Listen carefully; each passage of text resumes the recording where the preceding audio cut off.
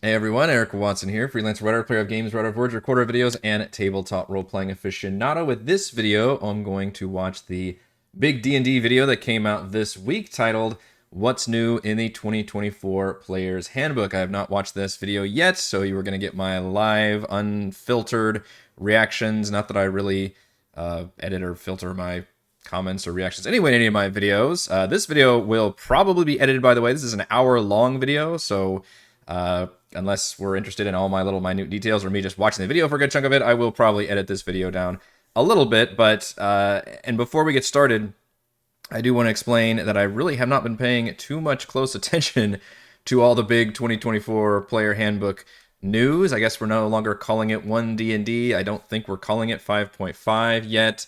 I really haven't looked too closely at like Unearthed Arcana or all the changes being made. I have seen some stuff, kind of the broad strokes, the headlines, and some vague changes here and there, but I really haven't done a very deep dive into what's coming, even though, obviously, as somebody who has a D&D YouTube channel and has been playing Dungeons & Dragons for the last 8 or 9 years or so on YouTube, certainly I'm very interested in all the new stuff that's coming, and this is probably the biggest new thing we've had since 5th edition came out. So I am right there with all of you in terms of being excited, but not like blindly excited too. I want to go into it with both eyes open and be aware of what we're getting, and certainly be able to produce some video content about it and get my thoughts going. But I figured this would be a good place to start, at least for my coverage this year, is just let's hear what Wizards of the Coast has to say, and I'll react to all of that. So without further ado, take it away, Jeremy Crawford. This is the largest player's handbook the game has ever had. It has been rebuilt from the ground up. It is filled with new options as well as returning options that have been refined, reimagined, rebalanced. This is all compatible with 5e, I know that much. The whole book has also been restructured to aid reference at the table, to make it easier. Two godfathers of D&D, I think, for the last several years, certainly, but also, I guess, with this new edition. Enough new options that even Chris people Perkins who and have Jeremy been Crawford, both playing this game for a mainstays decade, at Acquisition will find Incorporated, whole also new ways both DMs. to customize their characters, between the different I expected the artwork to be good. The That's not going to be a subclass surprise. options, the new feats, the new equipment options, the new crafting rules, the new spells, the revised spells. You combine all of that, and this is like having the game that you were already playing completely like glowed up. It's just top to bottom has been improved. It's been very distracting for me because I should be doing my work and doing research, but I'm mostly looking at different character builds now, using like weapon mastery or how sneak attack works, because there's a lot of systems in this, but it's very simple at the same time. Like it has a momentum as you're reading. It's been 10 years since 5th edition, and that right? Really gets at one we of certainly our do, and they've had all goals, these which was streamline updates as much with as Xanathar's possible, and Tasha's. while also trying to make it I love all these like easier action than ever before poses to too. engage with Rather the than just game, people like standing while stock also still, they're all like making doing it stuff. deeper, Very cool. Giving you more ways to imagine. Look your at that! Like character, everybody's more doing stuff. Tactical options. Ah, this art's great. We have specially focused when it comes to tactical options Kill it with fire. on making Gotta be the name of that art piece. weapon experience more rich. So if you're playing a weapon-focused character, you are going to have a level of tactical excitement that your character never had before. You're going to find ways of, from level to level, evolving how your character plays, because just shifting from using the mastery option of one weapon to using the mastery option of another D&D is going to sometimes subtly change how the game plays for you, and then other times not so subtly. It will be a dramatic shift. Now, people who focus more on the magic end of the spectrum are also going to find, when they dive into this massive spell chapter, over 100 pages long, close to 400 spells, many revised, a number brand new, some returning from books like Xanathar's Guide and Tasha's Cauldron, but even those reimagined. But also, they're going to have rebalancing everything, non-combat options that they didn't have before, ways to enrich their social interaction scenes, their exploration scenes in ways that they couldn't is cool before. hack art. And then we Dang. did the same with our weapon-focused characters. Again, something that people got to see as a part of the Unearthed Arcana process, that we made sure that classes that before, like say the Barbarian, that were primarily combat-focused, now have ways to contribute outside combat. There was no corner of the game that we did not zero in something on, martials, like, unless it's athletics based. Built this new player's handbook, and as spellcasters have spells build that deal the a new ton of Dungeon damage, can Master's do crowd Guide control, and also the have new utility, and Monster martials are just Manual. like, every you need me to jump part of across the a pit? game, You need me whether to it relates to the raise this combat gate pillar, up? the Like, it's exploration not all I can pillar, do. or the social interaction pillar, And if you're has dex-based, then gotten you a probably can't fresh do that coat much. of paint with new ways to play. And in some cases, surprises that people didn't God, this even art get to is see really as a part good. of the Unearthed Arcana process. Great example of that in the player's handbook are the brand new crafting rules. There were always moments in the last 10 years of playing the game that you sometimes would find a moment, I wish I could do this. We didn't or I have could any wish there crafting was a rule rules, for I don't that. think, in the Well, now there original is. 5th edition player's If I handbook. wanted to use my sneak attack to knock out a target rather than kill them, that's there now. I'd have to go back. As a barbarian, if I want to feel like I'm channeling something primal in myself and maybe use my strength score to actually inform like perception or stealth, there's a moment where you can do that. And that's why I'm so obsessed with making new combos. What's the most exciting thing for you, Chris? It's hard to nail down. There's a lot of things. I love how information has been what they reorganized call, in like, the the book, so I softball can find interview. things easier. The rules glossary, Just I think, is going to feed be everybody the huge, good descriptive huge question. I boon mean, that's what it's to a supposed to lot be, of right? It's an players. internal interview. Having a centralized place where all the Kendrick rules does. are very clearly And nothing and against him, concisely but defined. it's just funny the way it's like, But on a what is on your a favorite feature? on a more selfish level, Instead of asking the questions I that am are delighted like, by the why does high-level weapon D&D suck? mastery How do we fix properties. that? Jeremy and I were Maybe in a we'll game get to that. recently where I was playing a fighter, but we were playing basically 2014 characters.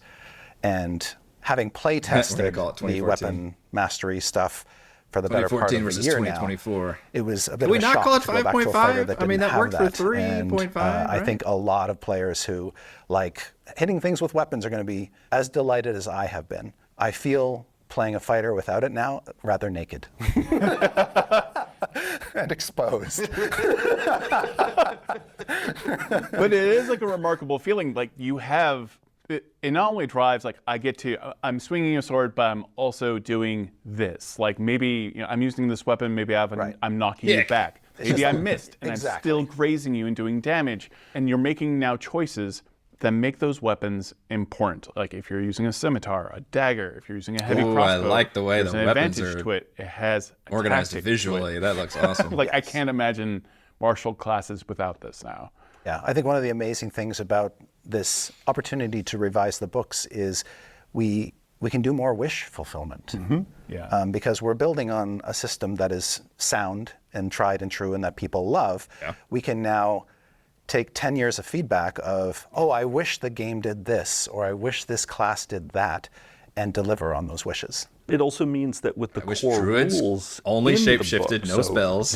in addition to And I all wish the fun bards had character unique options and whatnot, bard the music rules spells that themselves weren't also run just the plain game have spellcasters. also I don't been want all the enhanced, classes where we were able to take things that are not that maybe martial have to been just rely on house rules spellcasting. I want them to for have people unique over abilities. the past 10 years That would be my wish and list. make them a core part of the game. Great See the example of mimic. this. Many people over the last 10 years have allowed people to drink potions as a bonus action, feeling it was way too punishing running the rules as they were written in 2014 to have to spend your entire action Baldur's drinking Gate a fixed potion. that. Particularly scary if you're dying and you're drinking that healing potion.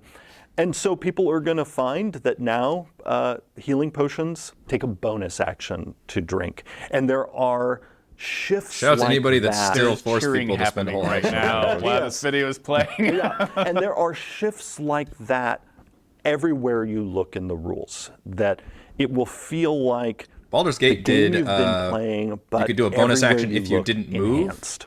As you were I looking think. through the player's Or no, it was a handbook, as free you're action making maybe your if you didn't character, move, and it was a bonus there's action if you such did move. intentional design behind everything, every piece Whatever of Baldur's art, Gate did is what the I ended up layout. I can flip baking through into this my book games. and in seconds know where I am. All of those choices were very intentionally made. Often with our books, what we typically do, we will write and then we will sort of later in the process begin working with the book's art director to come up with how the book is going to look. In this case, the art directors, Emmy Tanji and Josh Herman, were a part of the conceptualization of the book from the very beginning. The text and art has just completely gone hand in hand throughout this whole process. The art style hasn't changed because we still have a lot of amazing returning D&D artists come back to join us in this adventure. They have such a wonderful sense to bring in their own experiences and their own takes on our art orders. So I mean, like, we truly did do it with intention, but we can't take all the credit because it's also the partners we work with that take it, you know, beyond into the next level. There's a lot of stuff that went into the covers. We kind of wanted to approach them all up as a set. So working with Tyler Jacobson across all three was a really great experience because he had also done the covers before. So at least he had done the Player's Handbook. I like that it does frame each book as like adventurers. We got a chance to kind of reapproach them with a different perspective and what we wanted to do. In 5th edition, it was like, here's a monster or something. And we definitely referenced 2nd edition, you know, and Easley Elmore, you know, that sort of original D&D artwork. You could have adventures look like that, bring though. back some of that flavor, especially in the shape language and the colors and sort of just the compositions, and to kind of evoke a little bit of that classic fantasy vibe, right? So hopefully all three of the covers kind of give you a little bit of that. And for the new Player's Handbook, the art we have here, these are some famous D&D heroes. And you've got the gold dragon, and you've got the red dragon below, and the most vicious looking kobolds I've ever seen. Probably in D&D. But there's like, it's a moment. It is a moment in time. I'm not up on my famous D&D heroes list. I don't think I can name any of those characters. Maybe they're from the books. It always feels like hopefully somebody can explain that to me. Yes. And a I moment didn't actually catch that those were supposed to be whether it's right before something characters happens in the lore, or the apex of something happening, but it feels like a day in the life of an adventurer. And that's intentional, right? We wanted to provide storytelling in all of these showing the images. concept we wanted to art. give you, to players, the fans, an image, like you said, that is a snapshot in time. But ideally, we try to focus that snapshot in time right before an event has happened or right after an event has happened. Like you said, the gold dragon and the red dragon and sort of this party in the middle and the kobolds coming from the side, and what is going to happen, who's going to win, right? You know, same thing if you look at like the monster manual, like very much in the thick of it, but right before the real action happens. For a while, right? we are. I think I'm going to actually skip the art stuff if we don't mind, because as much as I love the art, I don't need to watch several minutes about how good the art is, because I'm already right there with them. I love the art. Yes. Right? But also, more than that, the backgrounds themselves have all been redesigned, and the entire But I have no complaints about the art. It looks fabulous. Has been reimagined as one half of your character's origin, the other half being your character's species, and the two together Okay, so we're going species now?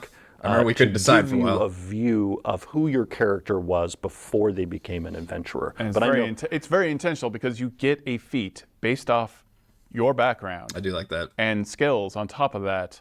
And that free feat really informs, like, well, of course, I would have this feat starting off because this is the background I come from. Yeah. That makes perfect sense. I just like how that's tied together. And that also informs the ability scores. Yes, and I know I've been giving my players a free feat at level 1 for a couple campaigns now. In one of our other videos. It just helps define them, makes them that much more unique and cool. One of the major changes for backgrounds is exactly that. Sharpshooter existing. They now give you an ability score bonus, or rather set of bonuses. And this is actually going to be new even for people who were part of the Unearthed Arcana process, because in the final version of the backgrounds, each background now lists 3 ability scores. And if you select that background, you then choose how you want to distribute your bonus there. So you can either have +2 in one of them and +1 in another, or you can have +1 in all 3 of them. Okay. And so you have a tremendous amount of flexibility to pair different backgrounds with different classes, because what we wanted to do is make it so that the backgrounds were as flexible as possible, because the backgrounds to support as many different didn't do enough interesting things mechanically for your build. How have you meddled with give the you like some random item, some feature you never used. What's a nicer way to say and like skill proficiencies, I guess. What'd you do on the Player's Handbook? Well, let's see. Jeremy and I were in the room hashing out the outline for the book with our good friend and former boss, Ray Winninger, early on. So I had a hand in sort of sculpting the shape of the book, with Jeremy leading that work, of course. And then I injected myself at various points everywhere I could, creating new spells for the spells chapter, rewriting text from the 2014 book to make it suitable for the 2024 revision. And somebody's all three of the playing books on the we laptop. mapped That's out, awesome. Chris, Ray, and I, we mapped out together. And what people are going to see when all three books are out is that intentionality that you talked about. Are they all releasing that at the same time? we not only this time? carefully Because they did plotted not out with the player's fifth edition, handbook if I recall correctly. that you've now seen, but also fact, very didn't Tyranny of carefully Dragons plotted release out the Dungeon before Master's Guide, and Monster very Manual, carefully the plotted first out the adventure? Monster Manual, and plotted out how the three books integrate with each other. And so in many ways, we view the three books as one massive book that's simply too big to publish as a single volume because it would be about 1,000 pages long. And that speaks again to the intention of design on all of this. It is remarkable to see how these are all interconnected. I mean, this is an amazing day because this is the a lot first of day you other can pre-order all three books. RPG companies. What I've seen of the DMG is so much friendlier to They a can new put Dungeon everything in Master one from what book, I've heard right? is so exciting. Or they might And put everything most I've of the heard things about in one Monster book and then do Manual. like another And it monster does feel like supplement. this is one cohesive project in a way that we haven't seen before. It's so cohesive that it seems like they're there married is to essentially the a piece player of book, the Monster Manual DM book, in and the Monster player's book. handbook. Right. We were able to coordinate the work in a way that we had never done before, where that was Which maybe essentially that the Monster offloads, Manual work we were some of the doing costs for players. They only have to buy as the a one part book. of but our player's handbook work, DM's not so much. building the creature appendix that is in this player's handbook. The new creature appendix is even bigger than the one that was in the 2014 There was some, PH. yeah, it was like familiars and mounts and have stuff. been carefully selected to be in the player's handbook. So great example of this intentionality. Now, when you go to the equipment chapter and you see a list of available mounts, well, every one of those mounts now has a stat block in the same book. And similarly, when it comes to your familiar options, if you cast Find Familiar, or if you're a warlock with your enhanced familiar options, all those options are present. That is a dapper we owl. also made sure that druids had a really good starting selection of creatures that they could transform into using wild shape. Now, our friends who use the Circle of the Moon subclass, they're still going to need to visit the Monster Manual eventually when they get high enough level, because we simply did not have enough pages in the player's handbook to have all the beasts that Circle of the Moon Druid might want available. But even for them, we have a nice selection. Did you actively make Owlbear's Beast in this new one? Because between you Baldur's can Gate start and the D&D playing movie, with your main there'll be a lot of druids features when it in turns into a this damn book owlbear. using the content that is all inside this very book. Yeah. And because we have 10 years of feedback on the 2014 books, we also knew that we were going to be making some adjustments. They're very to our careful stat not to block say, format, like, this is to 5th make our edition, stat that's 5th blocks edition. even It's like easier 2014 to run and more then the fun new one. to We've run. got to have come But up with a that better work name. is not confined only to the Monster Manual. Going back to the idea that this is a 1,000+ page book broken up into 3 pieces. That stat block. No, it's 3 books. Is that a beholder with a beard? Impacts all 3 books. And you'll see that not only in the creature appendix, but also Talking to a beard? in the Ranger Beastmaster subclass, where that subclass has been completely redesigned, largely inspired by work we did in Tasha's Cauldron of Everything, but even going beyond what we did in Tasha's. The stat blocks for that Ranger's friends have been redesigned. All of the stat blocks that appear in the new summoning spells that are in the book have been redesigned. Actually, I'm curious if any of you are just like, no, I'm not going to get this view book. Toward making our stat blocks easier to use, and also really getting under the hood of every stat block and making sure that the creature is delivering the goods when it comes to the damage it deals, its resilience, and also its fun. Yeah, you mentioned summoning spells, and again, like what I love about the new player's handbook is everything you need is in the new player's handbook. Like if you want to wild shape, if you want to summon a familiar, but the summoning spells have various options of the type of that creature that you want to use. So if it's an aberration, if it's undead, if it's a fiend, you're not just having to select this one type of stat block creature. you have a variety of options. So if you love summoning and you like to be tactical, it's Dragonborn. I guess Dragonborn. It's just layers of options with one singular spell, and you have all the stats you need to just run it. You don't need to grab another book and go hunt something down. Are there going to be any other? It's all in the player's handbook. Species. And that was like something what species that are canonical to the player's when we handbook now? first introduced it in Tasha's Cauldron, and so we were excited to be able to take that approach to summoning and incorporate it into the game's core. Because I'm glad we had like even Tieflings people and who are Dragonborn. familiar with those spells in Tasha's will have some fun surprises because all of those spells have been enhanced for the player's handbook. They added a bunch through all the other supplements. So they, like everything else, are glowed up. And we even have other parts of the book where options that maybe first appeared in Tasha's Cauldron now appear here and have been enhanced. Great example, the Soul Knife in the Rogue, the Psi Warrior in the Fighter, Aberrant Sorcery in the Sorcerer. They've been enhanced? Those were already like the best ones. All my psionic boys. Yes. Not necessarily the best, but like there was a power creep with 5th edition, right? More psionics into the core game. Okay, yeah, fair this enough. was actually something but we need to fix that ones like the we talked Beastmaster. about doing over a decade ago in the what is the Barbarian that really 2014 sucks, Player's too? Handbook, and we frankly just didn't have time to do it Berserker. over a decade ago. And so we thought, now we have the time. And I like to think of it as the great old one Warlock now having their friends show up, so we can you can now have your full psionic crew. Whereas before in 2014, the great old one Warlock was wondering where all their psionic buddies were. Where are my psi buddies at? They've now all shown up for the party. The gray old one is nasty now. In gray all old the one best is new ways. and super nasty. It gets in your head literally to have some nice advantages in combat. Yes. There are significant, lovely changes to so many of these subclasses that just amp them up to more what you wanted to do, more what the kind of core concept I don't expect him to do a deep dive in this the video, Feywild but I do like to have patron the for the Warlock. examples. You are just teleporting everywhere. You are just bouncing, and with every time you do use Misty Step, there's a new added-on effect. And it just feels like you've made a pact with a Fey creature. Like, it makes narrative sense. And it gets me excited for like the tactical things I can do with all these subclasses, because I feel like there might have been gaps before in the 2014 versions, and now those have been filled in for that wish fulfillment that we all have. The Archfey Patron Warlock is a great example of a subclass that didn't just get tweaked.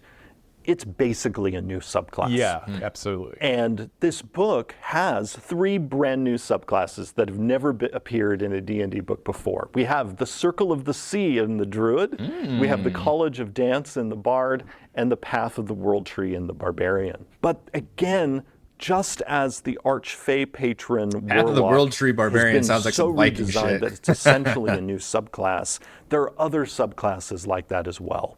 The Warrior of the Elements in the Monk has been that's such a cool idea, but heavily it reimagined. needed to It's get fixed, essentially I a think. brand new subclass. Yeah, the that's good. Beastmaster in the Ranger, essentially a brand new subclass. And when we do videos on individual classes, we can dig deeper in Maybe I other should cover those. subclasses like them. I have a lot of that thoughts. are essentially brand new. And then we have other subclasses that are going to feel very familiar to people, while at the same time having brand new options inside them. And again, remember that like Weapon Mastery has left no class that uses Weapon Mastery untouched. Like, that has changed the game. Yes. If you're a Paladin, if you're a Ranger, a Barbarian, a Rogue, a Fighter, the game is different now. Absolutely. Every single class that is weapon focused, your play experience is going to be different now and more fun and more tactically interesting because of Weapon Mastery. Weapon Mastery is so juicy that through Feats, we've also made it so that even if you're a member of a class who doesn't get it, you can take a feat to dip your toe into the Weapon Mastery pool. Just as we've always had a feat that allows non-spellcasters, the Magic Initiate feat, to get a little bit of that spellcasting flavor. I feel like the feats have also focused more on that wish fulfillment of, there's like the Skulker feat, and that has changed, where you really feel like, okay, now I can like attack in combat and not necessarily reveal myself. There's new features that make you feel like this feat, how I feel it should play, is playing that way now. And There are way more feats. There are a lot of feats. But this book has 75 feats. So we're going back to like and 3rd edition. It includes not only a suite of feats that a suite are of for feats. first level characters that they Sweet get feats. through their backgrounds. But we got also guns. now have guess epic we've always had boon guns as feats a that unlock for optional. you when you reach level 19.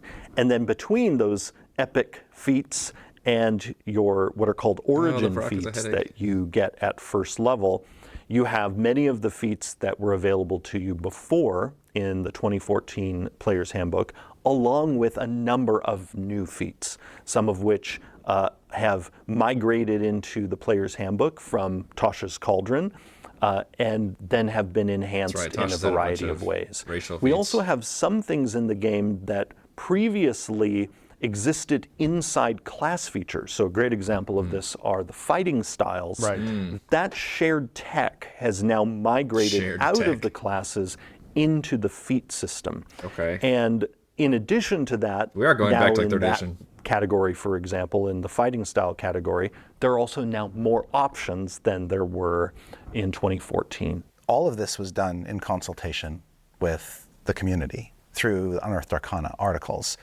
Those articles helped inform us about how far could we go with the design. You know, how far was too far, how far was just right. And I do remember a lot of time some and energy discussions was spent around some by of the Jeremy classes. and others poring over the information This that was the all community last was year, I giving us, the feedback that they were giving us on the subclasses, on the feats.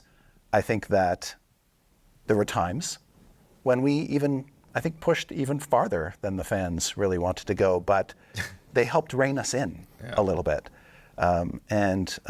What came out the other end, I think, is going to just surprise and delight people. And for people who a lot have of been video games are very invested successful in from early UA access. and paying very close attention to what's going on. And some games, for They're example, still going to be Baldur's Gate 3, surprised because some of the early feedback access they gave us led us down interesting for fun 3 paths. years.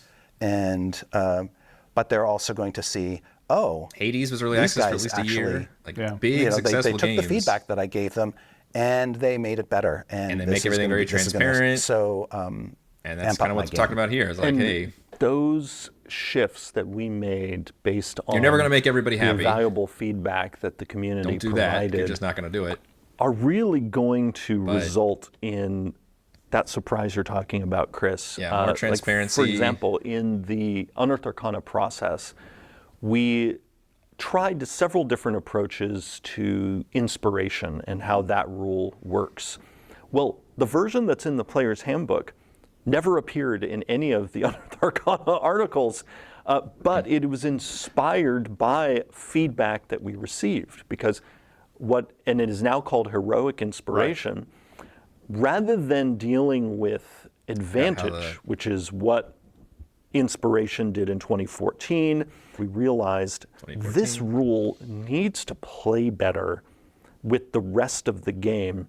And the game is already chock full of ways to get advantage. Yeah, absolutely. And so the final version of it is now a reroll. So not advantage, but is a reroll that the player can apply. Raise your hand if you didn't actually any realize that roll, was the case. The not Player's just D20 Handbook. rolls. Because what we realized is we also wanted you to be happy. I always you thought it have was just a this, reroll anyway. Even when, let's Even if say, somebody already had you're advantage, I would always rolling, let somebody use the inspiration to amount give of another hit roll. points you restore to So that's somebody funny. I didn't with know a that healing was spell, an official or you're change they're rolling making. damage, or the DM has you randomly roll a die for some mysterious reason, like DMs sometimes do. We want players to have this little ace in their pocket of, all right, I always know if I have heroic inspiration, if I roll really bad, no matter what the die roll is, I can use it and re-roll and hope I get something better. I'm also excited for people when they get the book in their hands to page through How it to use from the new beginning Player's to Handbook. end. You know, we're hoping people will already been even like half read an hour. the It's gone pretty introduction. quick. I don't know And it's about super y'all. short. So It is short. Yeah. So they'll read it. But the introduction does things like talk about the main components you need to play. Which Does the Player's Dungeon Master's Handbook in the Guide not past start has off with not like, here's how done. to create a whole interplanar It system? also, Like for it's anyone coming from the 2014 the Player's 2014 Handbook, has a DMG really is, critical sidebar that mess to talks start about with. what's new in the book. Also clarifies that think they've talked about this the DMG book, too much yet. basically when you activate it in your game, this book does replace the 2014 Player's Handbook. And I think it's important for people to understand that. So we don't have people sort of trying to mix and match pieces of the two Player's Handbooks. But you can absolutely use this Player's Handbook with the adventures you already have for 5th edition. If you use any of this, you got to use all of play a character from this new Player's Handbook right next to a character using the 2014 Player's Handbook as well. That's still true. Absolutely. We have designed the new Player's Handbook so that characters built with it can be played with characters built with the 2014 Player's Handbook. Yeah. Now, so they're compatible. That is true for the character options themselves. When it comes to the sort of baseline rules, the combat rules, the definitions of the conditions and whatnot. Yeah. If you are playing a 2014 character with 2024 characters, we have designed things so that the 2024 rules are what should be used in that situation. Yeah. Because those rules can handle a 2014 character being present, but the 2014 version of the rules will grind in a few places with a 2024 compatible one character. direction, but not the other. Sometimes because of sense, terms used in the 2024 character that only have definitions now in the 2024 rules, whereas you again can take a 2014 character and play them in a 2024 game. And that is to their advantage, like being able to drink That'll a need to be an important sidebar, I think, exactly. in any book. So you're going to want even your 2014 character to be swimming in a 2024 pool because of the many improvements to the core rules. Absolutely. But then you'll go from that introduction into the first chapter, which teaches all the main rules of the game. Also sort of gets you used to referring to the rules glossary, because I guess this is technically just about the Player's Handbook, often, isn't it? rather than going super they're deep talking on about a art, it particular looks rules like from all 3 topic, books, but we'll we're give you still the basics just and talking then about Player's send you Handbook to the right now. rules glossary for the nitty-gritty. Other times you'll get all of it in one place, depending on, is there a version of the rule that you can learn that's just part of it versus do you need to know all of it at once? Yeah. And that first chapter has longer examples of play than we've ever done in a Player's Handbook And those before. are fantastic. It's like you even have like art of the players around the table, and this happens, and this is what you rolled. That's like how the book starts initially, along with I think, commentary right? that explains 5e book? what it is Sorry, the that 2014 you're book. reading about in that example of play. So what do we When call you get D&D to now? the Are we still character calling it 5th creation edition? chapter? We just call it 2024 versus 2014? In addition to seeing This the is fun bugging me. line art, Getting hung are up on the going to be semantics. brought step by step through the character creation process in a way that we've never done before, with also a lot of handy sort of get started quick bits in the chapter. Here's an example. When it comes time for you to assign your ability scores, if you've ever struggled, whether you're a brand new D&D player or maybe you're a veteran player but you're playing a class you haven't played before, and you've struggled with, well, how should I assign my ability scores? Particularly if you're using the standard array or point buy. Well, we now provide suggested ability score arrays for every class in the book so that you can get started playing quickly. That's right. I guess you really love only did like the quick build where it's your like, hey, make character, this your highest and when stat you or choose something. your background, you're not just interested in its story implications, but Again, something you're I thought was really just in the interested in how 2014 it's going to affect your ability scores. Well, knowing that there are players where that kind of optimization is important to them, the character creation chapter has a table that tells you, here are the backgrounds to choose if you are looking for backgrounds that bump these certain ability scores. That's fantastic. And we provide like a video game strategy that kind guide of would assistance do that if you bought like the old throughout Skyrim chapter. book or something. It You're goes like, all even right, here's further the than making a character at classes first level. that go with each it also provides different race rules and for different making a character at skill sets higher and everything. levels. We really want people to embrace this idea we've talked about throughout 5th edition, that if you're playing with a group of experienced players and you want your brand new party to hit the ground running as a group of adventurers, we encourage you to start at 3rd level, not 1st. 3rd level is when every class now gets their subclass and all of their main class did they change it where? And to support starting at 3rd level, we have now the rules Wizard for got it starting second. at that level in the player's handbook, might have been at first, as well as actually. at any other level. So if you want to start a character at 18th level because your DM wants you to dive right into epic play, the rules for that are in the player's handbook too. And then you go from there into classes, character origins, feats, equipment, and spells. And also the species have been, there's a lot of new there as well. Like the Goliath, Yeah. all I can say is the Dragonborn feel very Dragonborn now. The Goliath feels exceptionally Goliath now. Just the fact that there are species here This is nice. We get like multiple. Yeah, the Goliath wasn't in there. The Goliath wasn't there. The Aasimar wasn't there, and the Orc wasn't there. So all 3 of those species now join other options that were present in 2014, and all of them have been enhanced in various ways. The community got to see an earlier draft of those enhancements in the Unearthed Arcana So in addition to all the others, that's a lot to choose from. Since our game development continues beyond then, you're going to see even more. Great example of this, the Orcs Adrenaline Rush. The last time people saw it, recharged only on a long rest. Do half-orcs and final do the version, half-races still exist, or are we just on going a to short replace? rest or a long rest. The Aasimar, for people who have not yet seen the new version, half-orcs could still exist rather with orcs. than choosing a celestial Half-elves revelation that is sort of fixed for the rest of your character's life, you now get to choose that whenever you use that trait.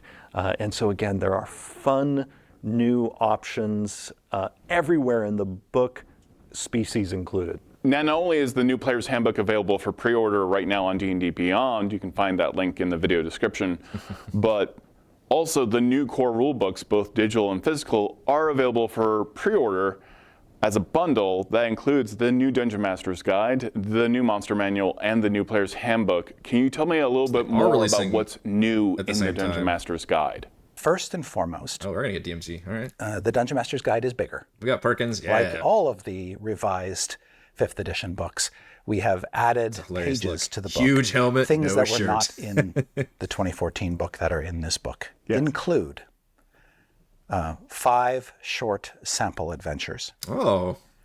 A complete campaign setting. What does that mean? Lore glossary. And another totally new feature of this book is the Bastions chapter. That's all new content that we wanted to get into this book, and that's why the book is one of the reasons why the book is bigger. Why it is so chunky.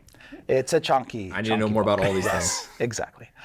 So one of the chapters of the book is called Creating Adventures, and it's all about helping the DM create adventures. There are tips and tricks that we can give you to help you do that.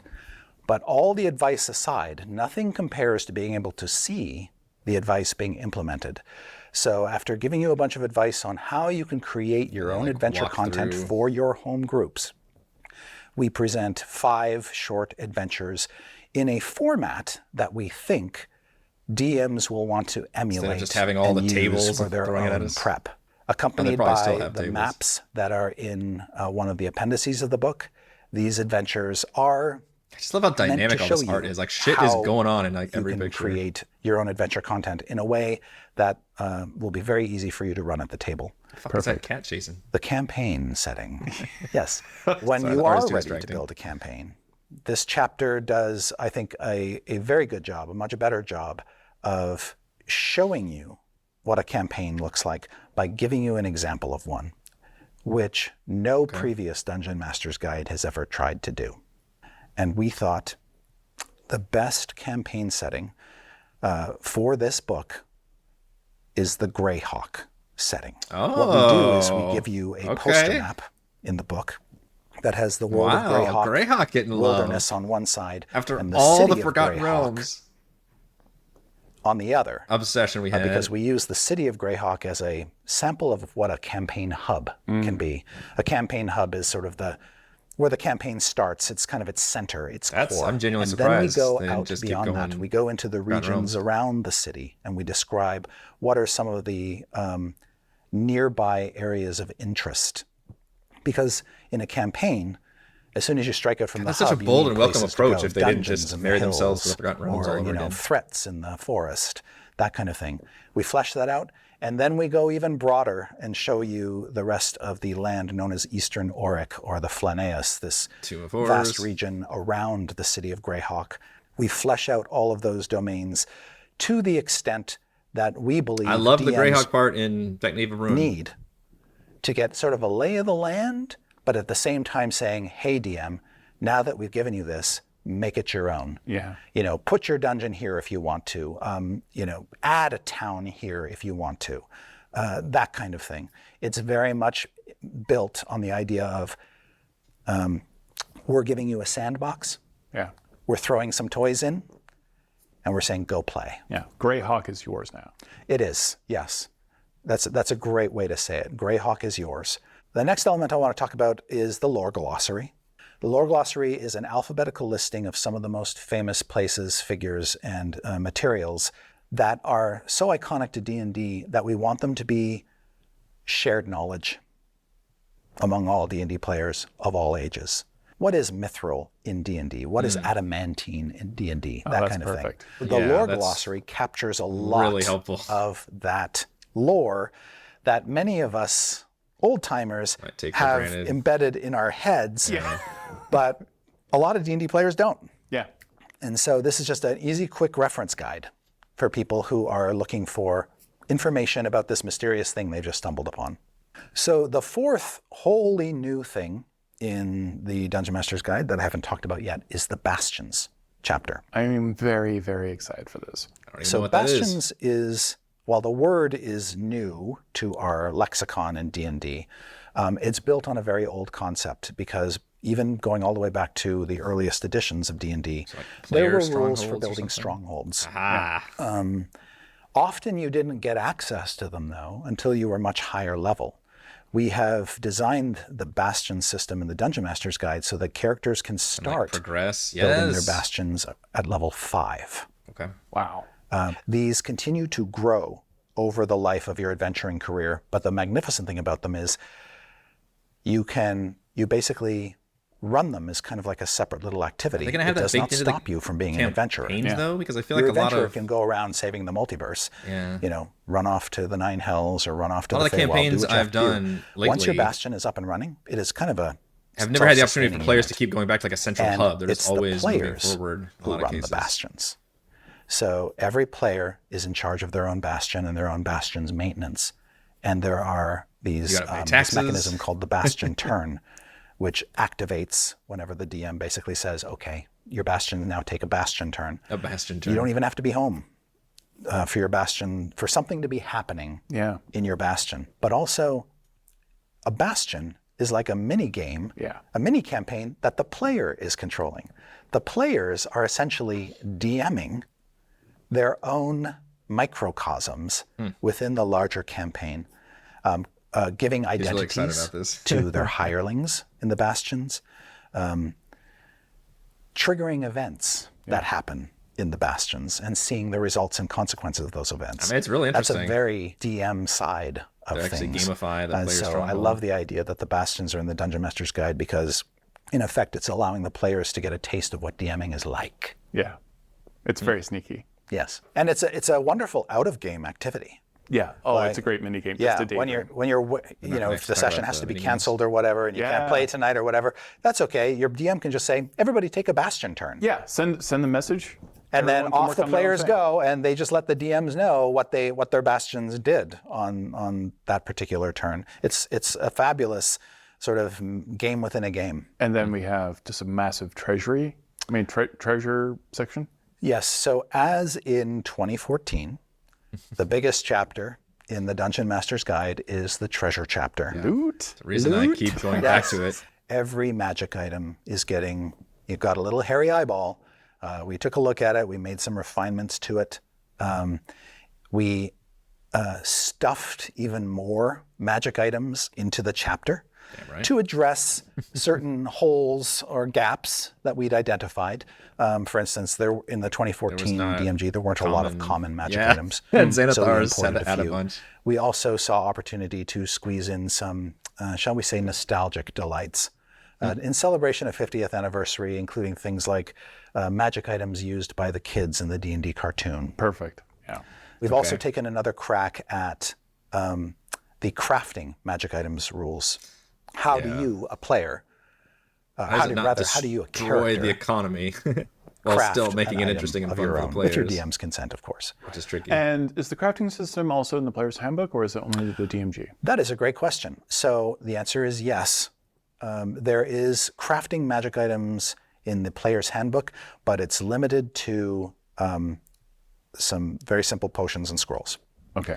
So you can create a low-level spell scroll, or you can create a potion of healing or some other low-level potion.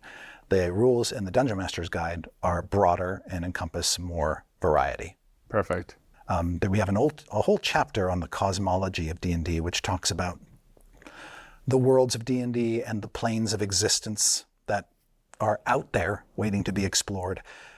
We tried to make them more beautiful this time around. We tried to give you even more useful information as a dungeon master about some of these places, and while still making it clear that, hey, you're the DM. What you show of the multiverse is entirely up to you. Perfect. We haven't talked a lot about the tracking sheets. Yeah, tell me about the tracking sheets.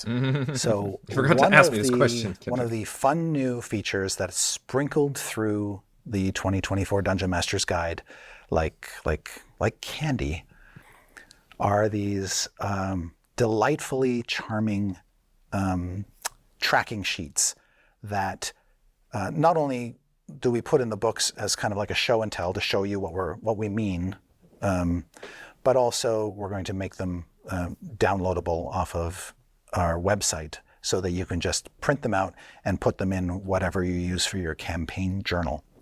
And these sheets are designed to help you keep track of important information in your game or in your campaign. There is for instance, if you want to create a new NPC, there is a sheet that we give you that you can use and write on to capture important information about that NPC, and it's presented in a very clean, elegant way.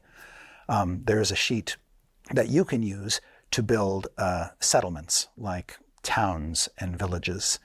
There's a sheet players can use to keep track of important information about their bastions. There is a sheet you can use as a DM to keep track of the magic items that you've dispensed. As somebody who runs on a virtual tabletop, this probably interests me the least, but if they could integrate this into virtual tabletops.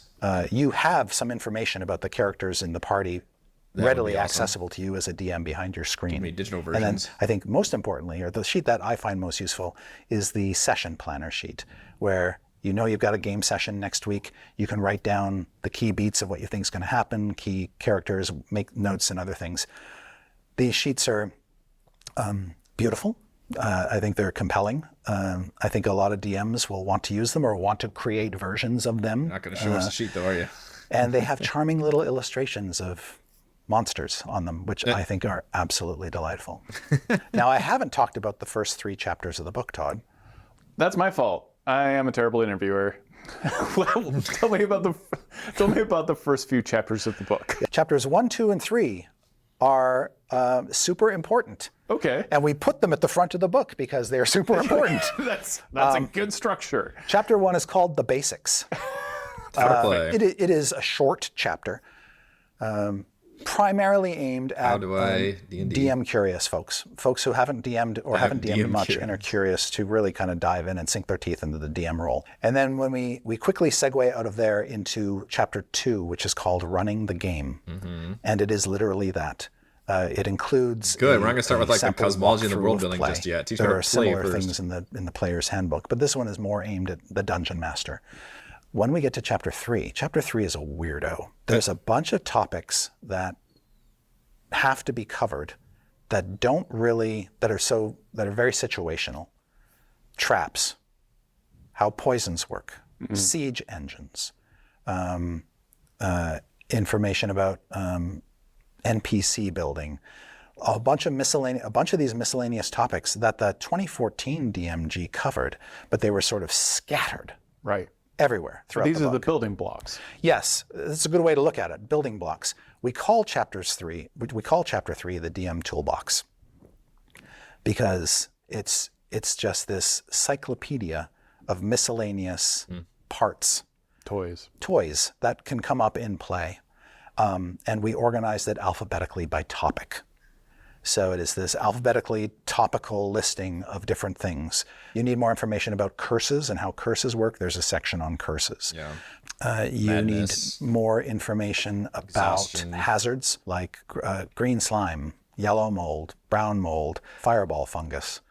No. Yes. Fireball fungus. That's all in the hazards devious section. bastards. Everything feels like a new Fireball's fresh still hilariously overpowered. and, like you said, as a a better legacy experience spell for existing players who have been playing D&D. But this also feels like the best time to learn D&D now.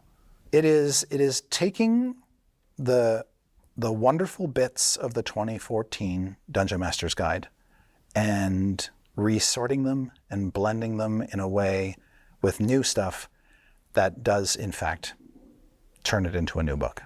Now, we've talked a lot about the new Player's Handbook, and you and I have talked a lot about the new Dungeon Master's Guide, maybe more than we should have, but we also have the new Monster Manual. Tell me a little bit about that. How has this been revamped? So this is the largest monster manual the game has ever had.